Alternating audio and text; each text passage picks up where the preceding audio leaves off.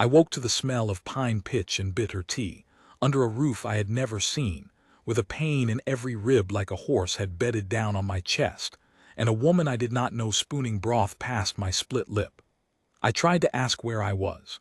What came out was no word at all, just a sound, and the woman said, "Easy now, you've a tooth loose and a jaw that wants leaving be, so don't go talking yet, just swallow." I swallowed. It hurt to do even that.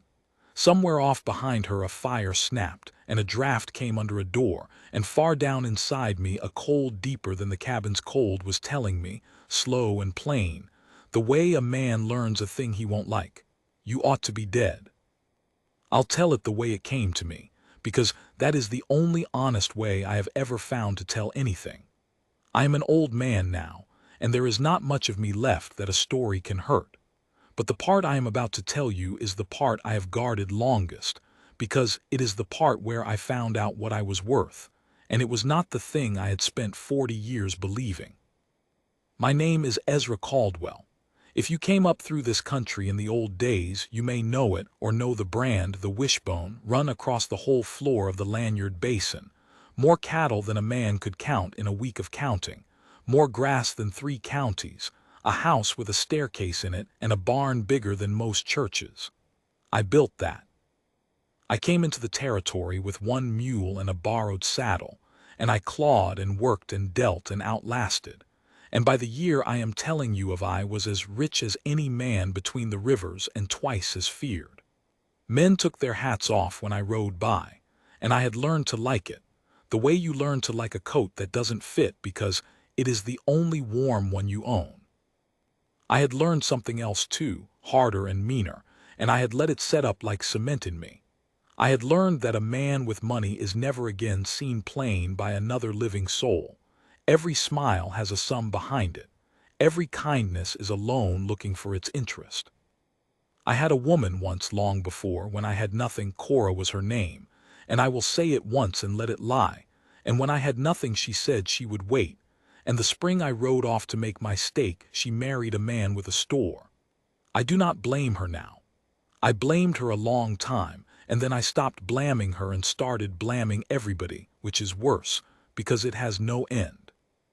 By the time I am telling you of, I trusted no man past the length of my own arm and no woman at all, and I called that wisdom. A hard man calls a great many of his wounds wisdom. It is how he keeps from looking at them. So, how I came to be lying beaten under a stranger's roof.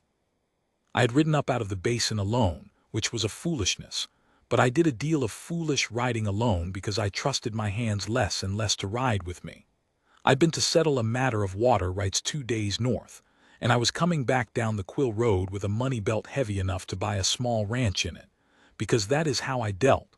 I dealt in coin a man could hold, not paper a man could lie about. 3 of them took me at the ford where the road bends under the rimrock. I never saw their faces clear.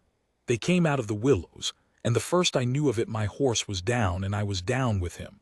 And then there was a time I do not have, a black time, and when it let go of me I was alone in the cold with the snow coming, my belt gone, my good horse gone, my boots gone, my hat gone, and most of the blood I'd had to spare gone with them.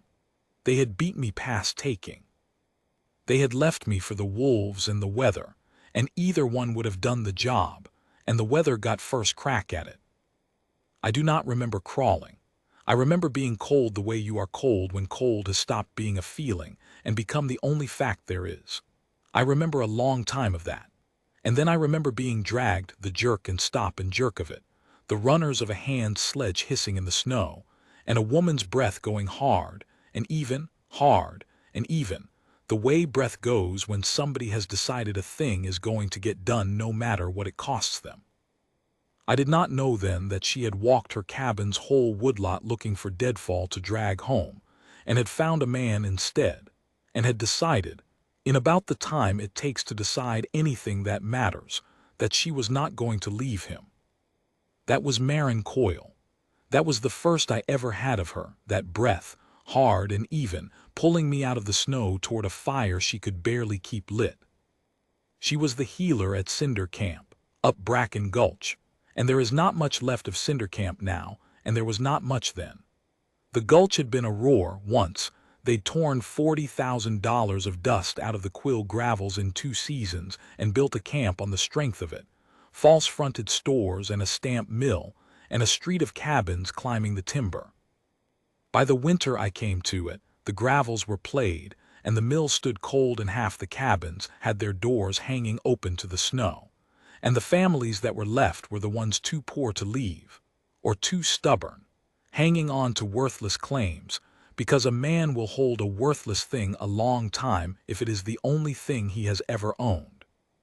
It was a camp that was dying slow and knew it, and a place like that turns mean in some people and tender in others, and there is no telling beforehand which way a soul will go. Marin had gone tender. She was the only doctoring the camp had. Her father had been a real doctor, back east and then on the trail west, and he had died of a winter fever 2 years gone, and she had buried him and stayed and gone on with his work the only way she knew, with the herbs he'd taught her and the bone setting he'd taught her and a steadiness she had taught herself. The camp half leaned on her and half mistrusted her, the way people will lean on a thing and resent the leaning. A woman alone, doctoring, taking no man's name and no man's orders. There were those at Cinder Camp who said it wasn't decent, chief among them Verd Halloran, who kept the store and weighed his thumb in with the flour, and who had a way of saying Miss Coyle that made it sound like a charge against her. She doctored him anyway. The winter his lungs went bad. She doctored all of them. She took her pay in eggs and turnips and split wood and promises that mostly didn't keep, and she went hungry more nights than she let on, and she stayed. She had a child with her, a little girl of maybe 6, named Effie, whose folks had died in the same fever that took Marin's father, and who had nobody else, and so had Marin now, which is to say she had everything. Effie did not talk much. She watched. She had the watchful, banked-down quiet of a small thing that has already learned the world can be taken away in a week. When I first knew enough to know anything in that cabin, it was Effie I knew first, sitting on a 3-legged stool with her chin on her knees, watching me breathe like she was keeping count, like if she stopped counting I might quit. I lay in that loft, if you could call it a loft, a shelf of poles above the one room, warm because the heat rose to it for the better part of a week before I could do more than swallow and groan. Marin did not ask me who I was. I have thought on that a great deal since. A man comes out of the snow beaten half to death with no name and no boots, and most folks' first hunger is to know what kind of man he is, whether he is the kind they ought to fear, what he was doing on the Quill Road to get himself ruined. She did not ask. She poured broth in me and packed my ribs and laid cloths soaked in something that stung on the swelling around my eyes, and when I was fevered she sat by me and talked low, not to me especial, just talked, the way you'll talk to a horse you are trying to keep from bolting, and I have no memory of the words, only the low even sound of them holding me to the world. When I could finally make my mouth work, the first thing I said to her was, "Why?" She knew what I meant. Why bother? She was a long time answering, mending a sock by the fire, and what she finally said was, "My father used to tell me that the measure of a country isn't what it does to the strong. It's what it does to a man it finds in the snow." She bit the thread. "I expect that's a sermon," she said, "and I'm sorry for it. Eat your broth." Now here is the thing I did not do, and the not doing of it is the whole of this story, so mark it. I did not tell her who I was. I told myself it was because of the men who done it to me. They had my belt. They did not have my life, and if they learned they'd left a job unfinished, they might come up the gulch to finish it, and I'd not bring that down on a woman and a child for the price of my pride. That was true enough, but it was not the whole truth, and I knew it even then. Lying there counting my own broke ribs in the dark, the whole truth was older and uglier. The whole truth was that I had spent 40 years certain that no kindness came to Ezra Caldwell that did not have the Wishbone's price tag hanging off it, and here was a kindness that did not know my name, and I wanted, God help the man I was, I wanted to keep it that way a while. I wanted to be, for one winter, a man somebody was good to for no reason they could get paid for. I did not have the words for that then. I had only the wanting, and the wanting kept my mouth shut, and so I told her my name was Ebb, which was a piece of my own, and that I'd been a drifting hand down south, which was a lie the size of the basin, and she nodded and did not press, and that was that. I was Ebb. For one winter I was nobody, and I have never since been so rich. The trouble was, a man cannot stay nobody and stay honest, and I was about to spend a whole winter learning it. By the time my ribs would let me stand and cross the room without the walls swinging, the snow had come down serious and shut the gulch in. There would be no riding out till a thaw, and likely no thaw before March, and I was a stranger eating a poor woman's stores in a camp that was starving by inches. I knew what I owed, and I had no way to pay it that wouldn't open the very door I meant to keep shut. So I paid the only way a nobody can. I worked. I have done a great deal of work in my life, and given a great deal of orders, and I will tell you that there is no work a rich man does that goes as deep as the first honest work he does after he has forgotten how. The first morning I could swing it, I took her axe out to the woodlot, and I could not have lasted 10 minutes before, with my ribs the way they were, but I lasted, and I came back with a sledge of split wood and stacked it against the cabin's north wall till the wall was hid, and Marin stood in the door with her arms folded and looked at the woodpile a long time, and then she looked at me, and she said, "You've a strange notion of resting, Ebb." And I said something gruff, because gruff was the only voice I owned, and went back out for more. After that I just took the place over, the way a man will when he has spent his life being the one who fixes things and cannot bear to watch a thing go unfixed. Her roof leaked over the loft. I split shakes and mended it. Her chimney drew bad. I tore down the top 3 courses of stone and laid them true, and it drew. Her wood was rotten where she'd been pulling deadfall, so I went up the slope and dropped standing timber, the green stuff that burned slow and long, and bucked it and split it and built her a pile that would carry into spring. The work near killed me the first weeks, and then it didn't. And somewhere in there I stopped being a man getting over a beating and started being a man getting over a life. I had not done such work in 30 years. I had men to do it. It is a peculiar thing to feel your own hands come back to you that late. And I watched her work, which was the harder schooling. She doctored that whole dying gulch on nothing. There was a night 3 weeks in when a man came pounding at the door past midnight, the Lassiter man from up the slope. His wife's time come early and gone wrong, and Marin was up and into her coat before he'd finished saying it, and she packed her satchel of roots and her father's old instruments, and she looked at me and said, "You'll watch Effie," and it was not a question, and I watched Effie, and Marin went out into a blizzard that would have turned back a freight team. She was gone the rest of the night and all the next day. She walked 2 miles up that slope in snow to her thighs, and she turned that baby and she brought it living into the world, and she sat with the woman till the bleeding stopped, and she walked home again. And when she came in the door she was gray to the lips, and she set her satchel down and she said, "A girl." And then she sat down hard in the chair, and Effie climbed into her lap without being asked, and Marin held her and shook, just shook, for a while. And I stood there like a fence post not knowing what a man does. And what I did was build the fire up and put the kettle on. And she looked at me over Effie's head, and her eyes were wet, and she said, "Thank you, Ebb.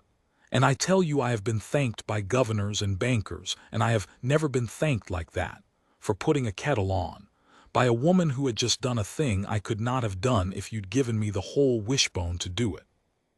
What did the Lassiters pay her? A sack of seed potatoes and a promise. She took it like it was a fortune. She took everything like it was a fortune, and I came to see, slow, that it was a kind of wealth I had never owned. She was the richest person in that gulch and the poorest, both at once, and she did not seem to find that strange.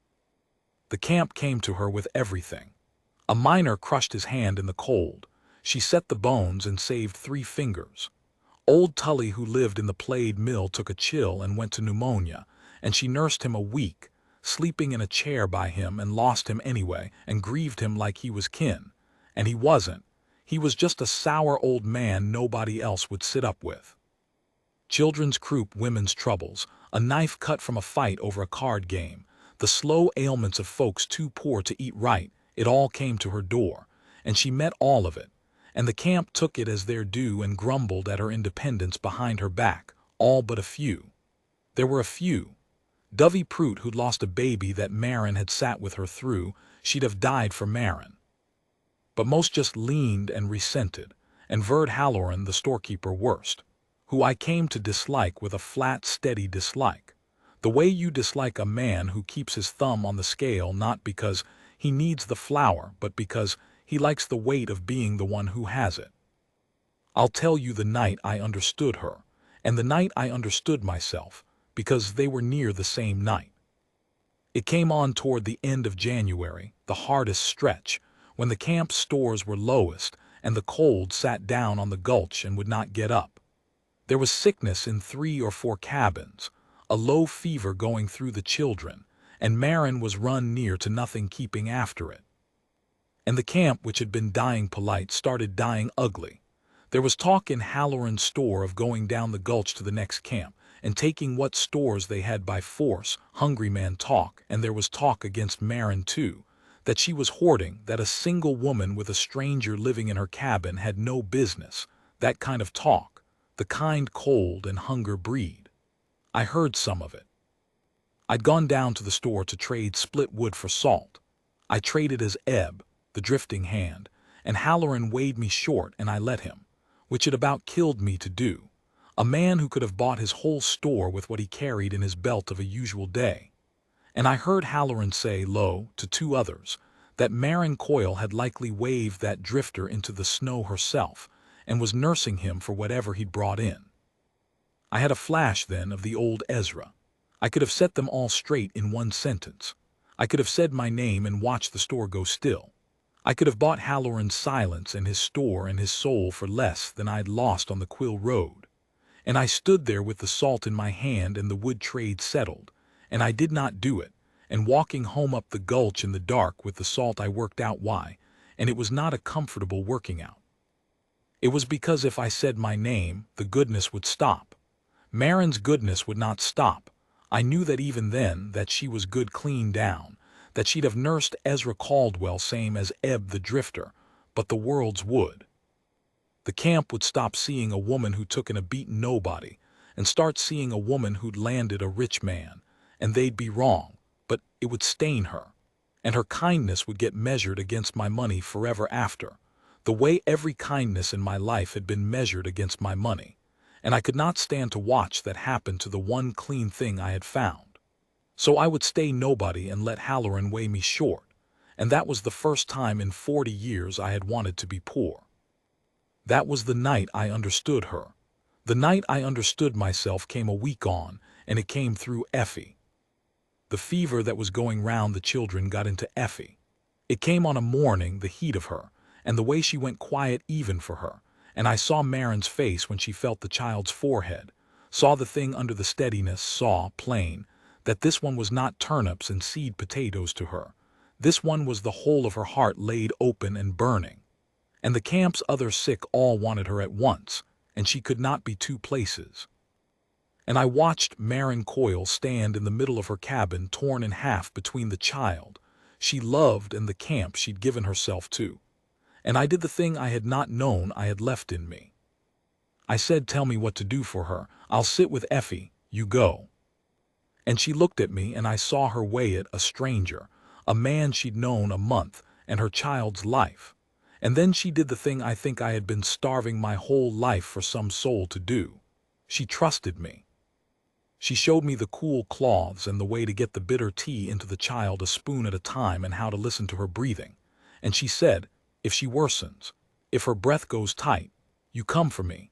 You carry her if you have to, and I said I would. And Marin went out to the camp sick, and I sat with that small burning girl 2 days and 2 nights, and learned what a man learns sitting up with a child that might die, that there is no wishbone big enough to trade for it, that all my coin laid end to end could not buy one easy breath for her, that I had spent my life rich, and had never once owned a thing that mattered as much as the rag I was wringing out in cold water at 3 in the morning over a sleeping child who was not even mine. She came through it. The third morning the fever broke and she woke and looked at me, this little watchful thing, and she said, in a voice like a thread, "You're still here." Like she'd expected me gone. Like everything went in her short life and the only question was when.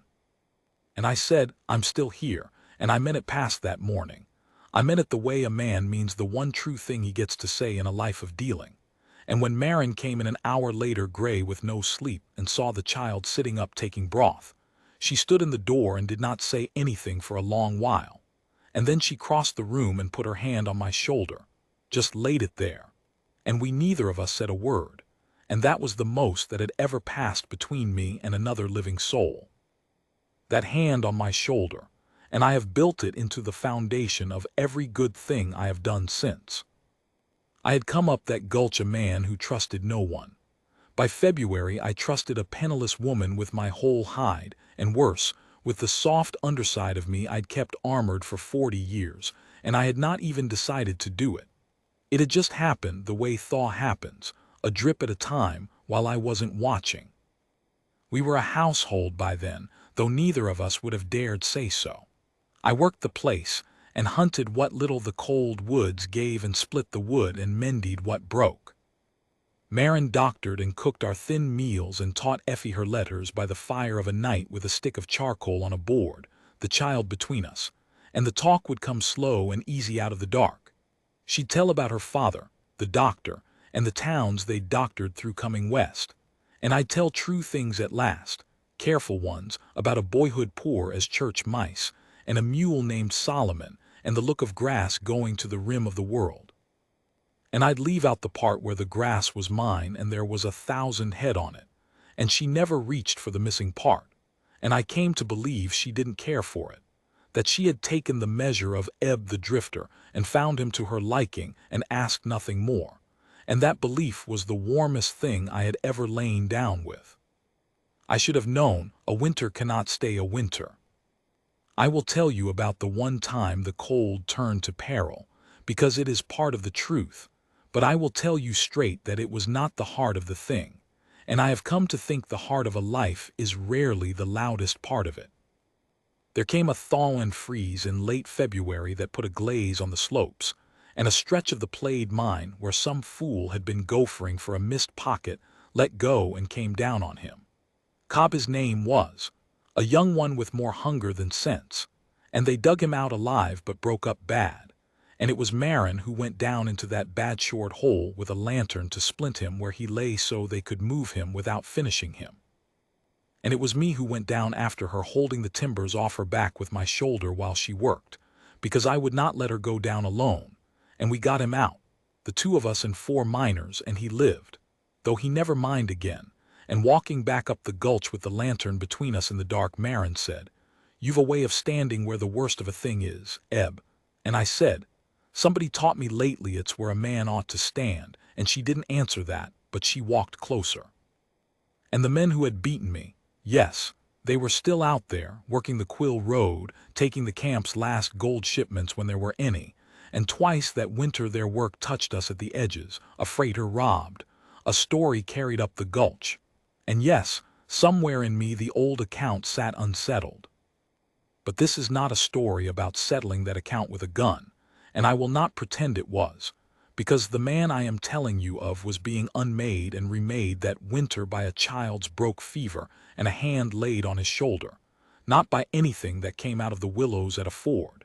And to tell it the other way would be to tell you the lie the old Ezra would have preferred, that the size of a man is in what he can take down.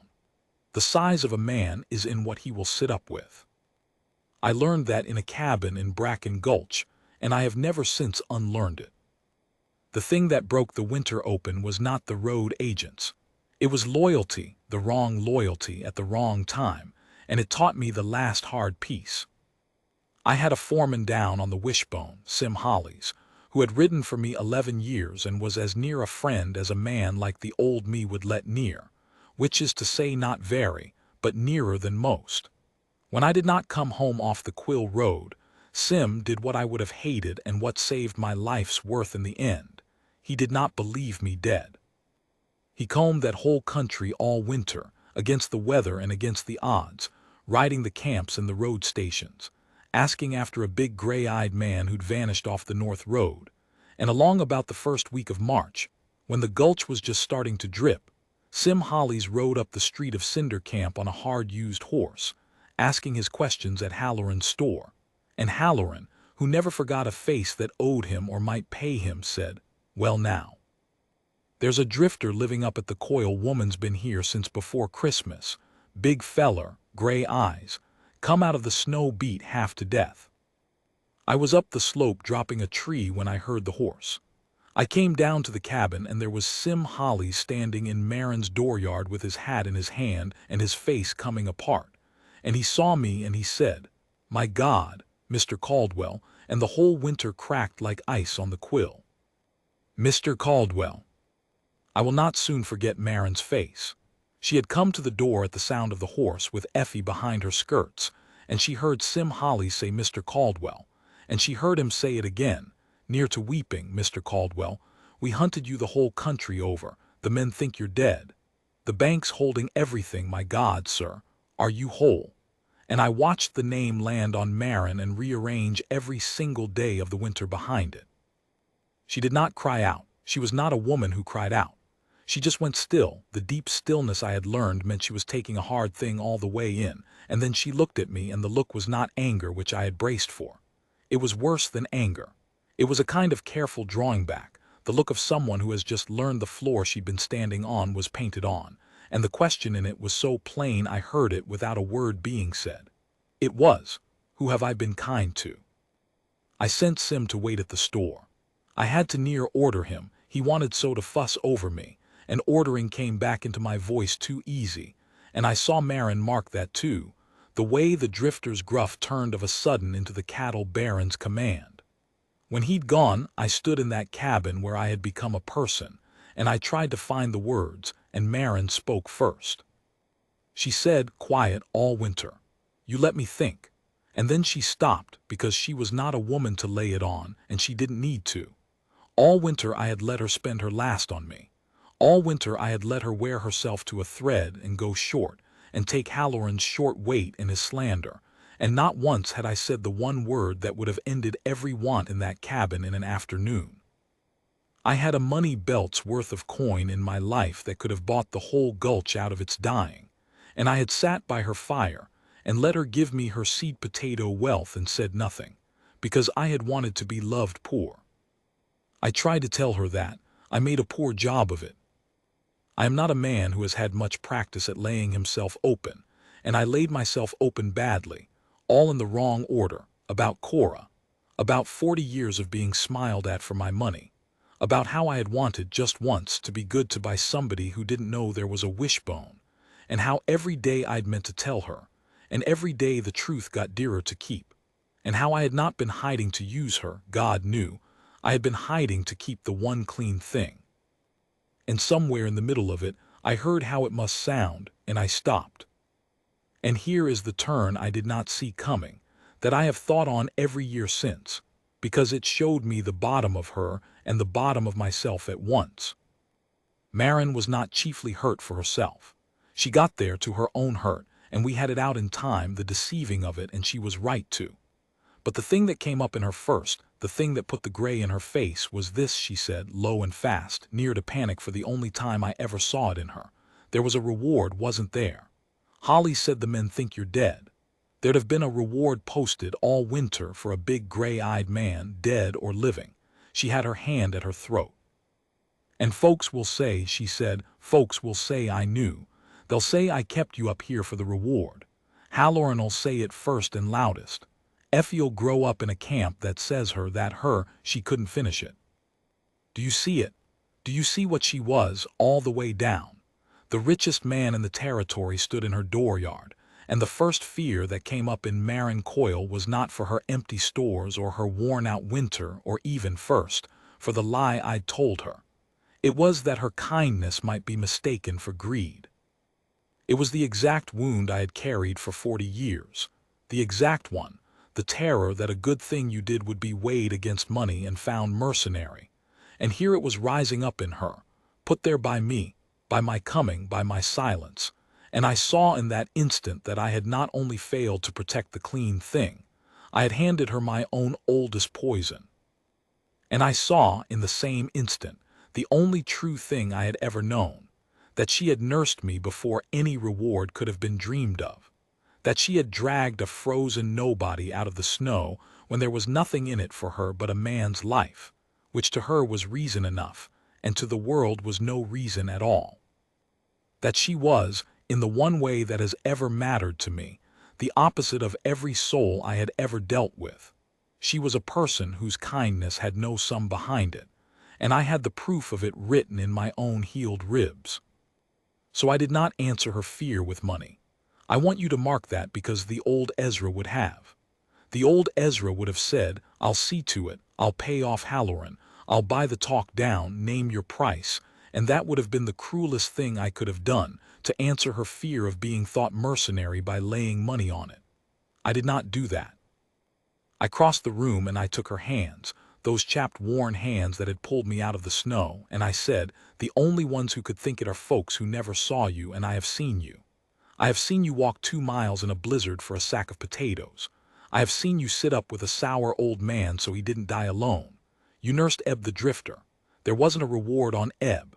There was nothing on Eb but a beating and a debt, and you took him in. I know what you are, Marin. I know it better than I have ever known anything, because I am a man who has spent his life unable to believe in it, and you made me believe in it. And anybody who says different will have to say it to me, and they will find I am not a patient man on the subject." She looked at me a long time, and then she did not fall into my arms. She was not that kind, and I would not have wanted the kind that did. She took her hands back, gentle, and she said, "I need to think, Eb." And the Eb was a mercy, and we both knew it. She could have said Mr. Caldwell, and she said Eb, and she went and sat by the fire and pulled Effie into her lap and looked at the flames. And I went out and split wood till dark, because it was the only thing I knew how to do with what was in me. I left the next day. I want to be honest that there was a stretch where I did not know if I was leaving for good. The basin's whole weight had come down on me with Sim's arrival, 11 years of men and 10,000 head, and a bank holding everything thinking its owner dead, and matters that only I could untangle, and I had to go down and untangle them or watch 1,000 families that fed off the wishbone go to ruin. But there was a part of me, the broke-ribbed wintered part, that did not know if Marin would have me back at all, or if I was riding down to my empty rich life to stay, having lost the one warm winter to my own 40-year-old foolishness. I told her I'd be back by the thaw was full. I told Effie I'd be back. The child looked at me with that count-keeping look and did not believe me, because nothing in her life had ever come back, and that look followed me down the whole length of the Quill Road, past the ford where they'd taken me, all the way to the basin. What I did down there, I did fast and I did quiet, and I did most of it before I let myself ride back up the gulch, because I had learned at last the one lesson a rich man learns hardest, which is when to keep his money out of a thing and when to let it loose.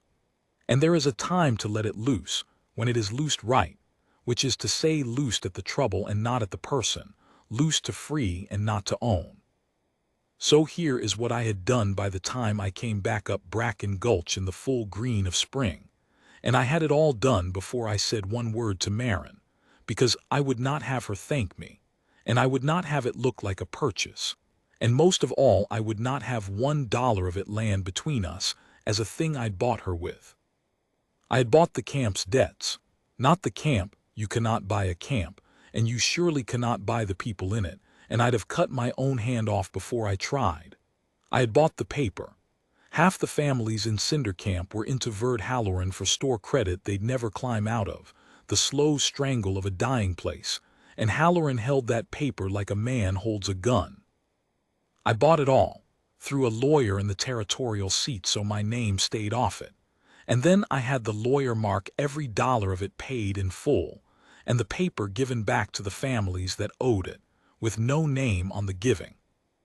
I had bought up the worthless claims too, the played gravels the poor stubborn folk were starving to hold, bought them at a fair price, a generous price, A price that let a family outfit a wagon and go start fresh somewhere a man could feed his children, from any that wanted to sell and go, and left be any that wanted to stay. Nobody driven, nobody owned. A man given the means to choose, which is the only honest thing money can buy. And I had loaded a freight string. 6 wagons, come up the Quill Road behind a good team, loaded with what a healer in a high cold camp could not get and could not buy on turnips and promises, proper medicines, a year of them, and instruments from a real supply house, and bandaging and quinine and laudanum kept under lock, and lumber, milled and squared, enough to throw up a building with a real floor and a stove and shelves and a cot or two. A clinic, though I did not call it that yet, because I would not name it for her till she said I could. I will not pretend the road agents went unanswered, since I have told you they were real.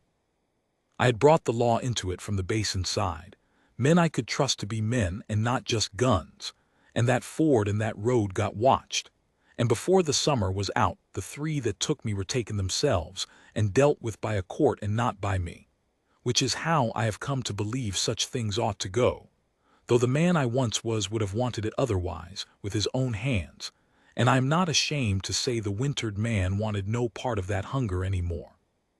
It is a smaller thing in this story than you might think. I told you the heart of a life is rarely its loudest part.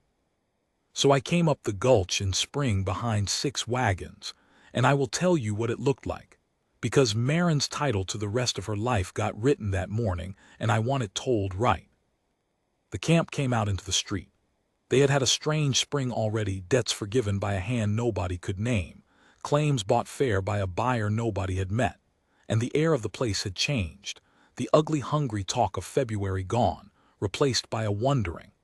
And now up the street came 6 loaded wagons and the wishbone riders bringing them, and at the head of it rode a man some of them half knew as Ebb the Drifter and now knew, by the way the riders said sir to him, as the man whose forgiven paper they held in their cabins. And I stopped the string in the middle of the street by Halloran's store, and I got down, and I want you to know I did not say a grand word. I'm not a grand word man. I said, this is for the camp's healer and for the camp. And I had the wagons go on up the gulch to Marin's, all but the lumber, which I had set down right there in the street where everyone could see it going up into a building with a real floor. And Verd Halloran came out onto his store porch, the man who had weighed her short and slandered her all winter, and he stood there working out the size of what had happened to him, that the drifter he'd shorted was the richest man in the territory, and had bought and forgiven the whole gulch's debt, and would remember, surely, who had said what about a lone woman doctoring in the cold, and Halloran looked at me. And then he looked up the street to where Marin had come out of her cabin to stand among the wagons with Effie's hand in hers, and slow, the way a hard thing turns, Verd Halloran took off his hat. To her. Not to me, to her, and he was not the only one.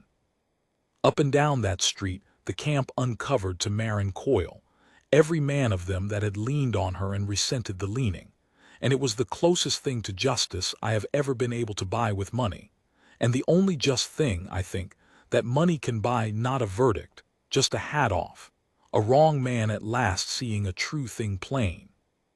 Now here is where you might think the story ends, with the rich man riding up to the cabin and the woman falling grateful into the wealth of him. And if that is the story you want, then you have not been listening, and I have told it badly, because that was the one ending I would not have.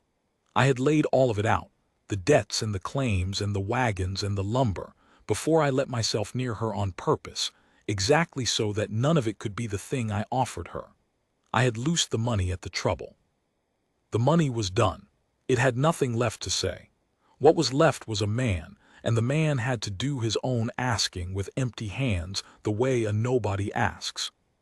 So that evening, with the wagons unloaded and the riders camped down the gulch and Effie put to bed in the loft I'd mended, I sat with Marin by the fire same as all winter, and I did not speak of the wishbone, and I did not speak of the wagons, and after a while I said, near to the same words she'd thrown me back in January, I said, all winter you never asked me what I was. And she said she hadn't needed to. And I said, I'm asking you to do a harder thing than not asking.